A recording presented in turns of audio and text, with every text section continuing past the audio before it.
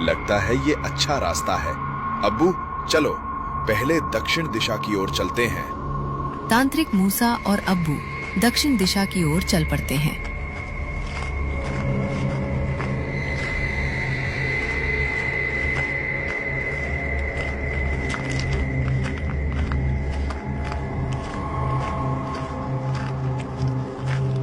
काफी दूर चलने के बाद उन्हें एक गुफा मिलता है।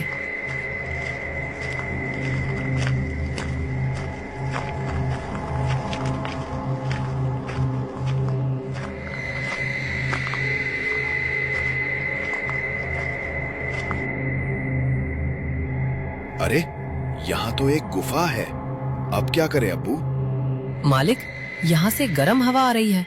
मुझे तो डर लग रहा है। डरो मत अब्बू, चलो अंदर चलकर देखते हैं। जैसे ही दोनों गुफा के अंदर प्रवेश करते हैं, तभी दोनों की आंखें फटी की फटी रह जाती है।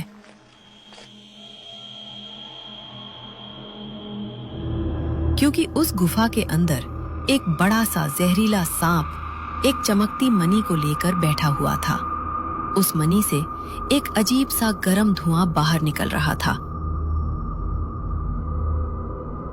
अच्छा, तो गर्म धुआं इस चमकती मणि से बाहर आ रहा है। लेकिन हमें इससे क्या?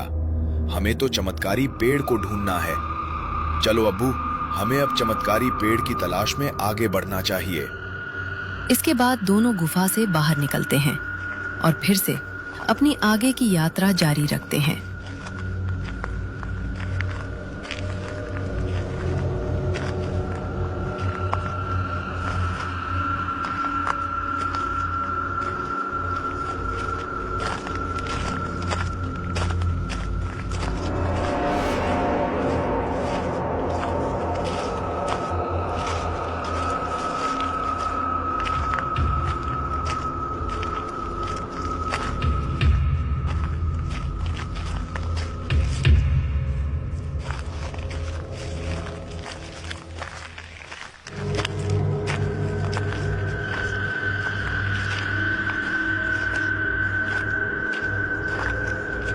कुछ दूर चलने के बाद उन्हें एक बड़ा सा चमकता हुआ पेड़ दिखता है, जो पेड़ दूसरे पेड़ों से अलग दिख रहा होता है।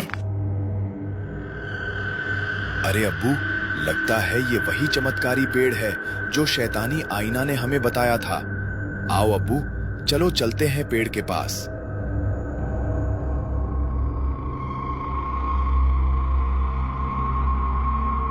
हे चमत्कारी पेड़ के चमत्कारी जिन, मेरी मदद करो।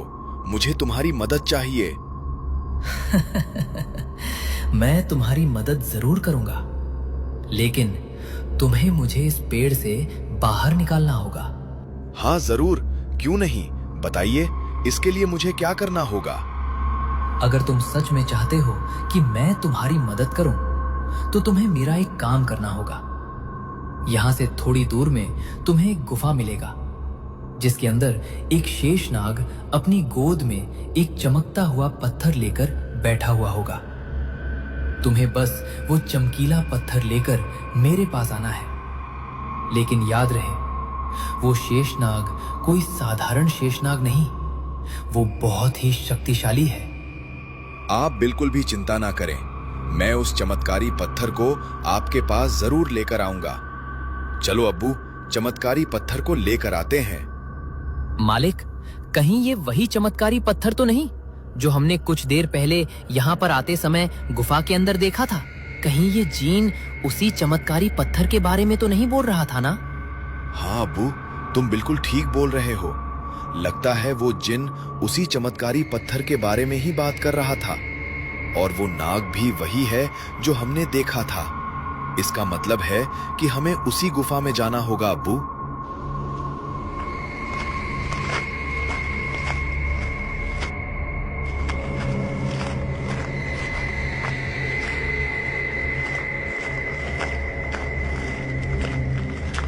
इतना बोलकर तांत्रिक और अब्बू कुछ देर चलने के बाद उस गुफा तक पहुंच जाते हैं।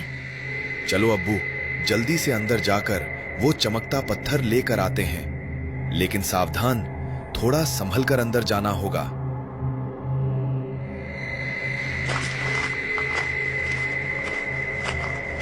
अरे ओ 10 मुंह वाले रावण जैसे नाग, तेरे पास जो चमकता हुआ पत्थर है वो मुझे दे दे, वरना ऐसी बा कि तू अपना सारा यादाश्त खो बैठेगा।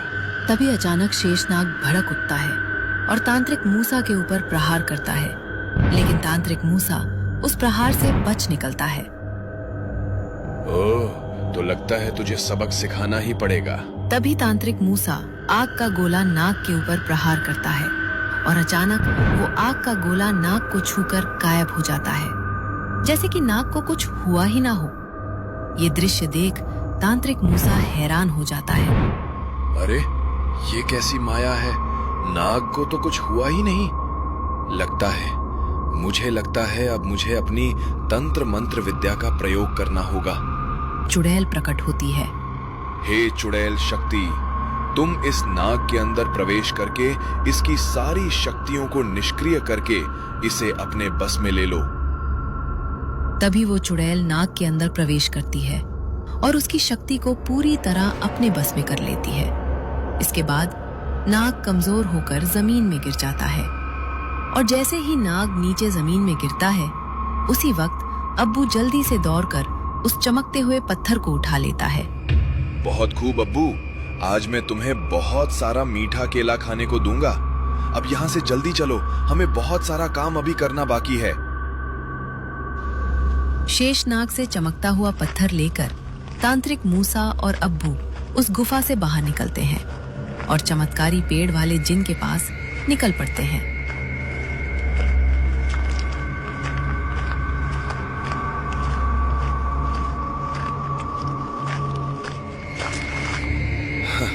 चमत्कारी पेड़ के चमत्कारी जिन, जैसा तुमने कहा था, हमने वो चमकीला पत्थर को अपने साथ ले आए हैं।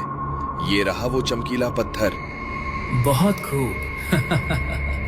अब मैं आजाद हो जाऊंगा। तभी चमत्कारी पेड़ अपने अंदर उस चमत्कारी पत्थर को निगल लेता है।